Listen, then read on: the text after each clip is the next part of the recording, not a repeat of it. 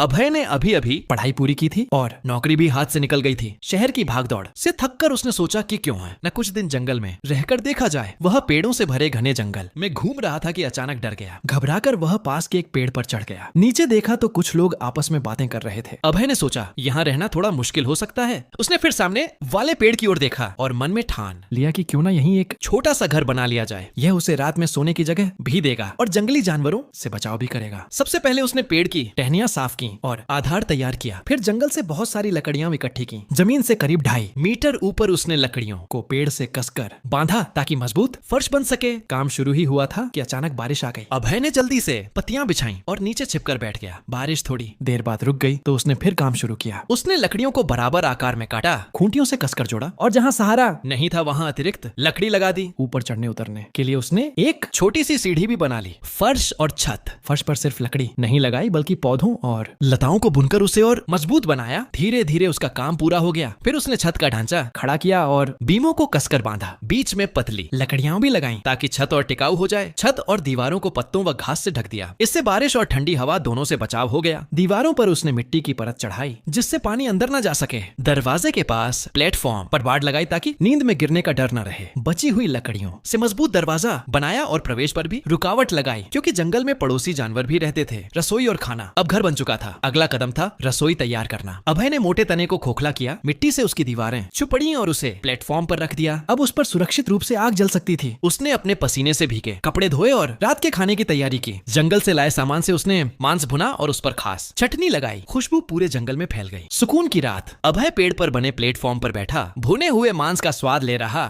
था और ठंडी हवा का मजा उठा रहा था। खाना खत्म करने के बाद उसने घर की जांच की और फिर अपने नए बने आश्रय में आराम से सोने चला गया। रात को आसपास हल्की हलचल हुई लेकिन घर इतना मजबूत था कि अभय को डर नहीं लगा। यह घर सिर्फ उसका जंगल में सुरक्षित ठिकाना नहीं था बल्कि प्रकृति के साथ उसके मेलजोल और संतुलन का छोटा सा प्रमाण भी था।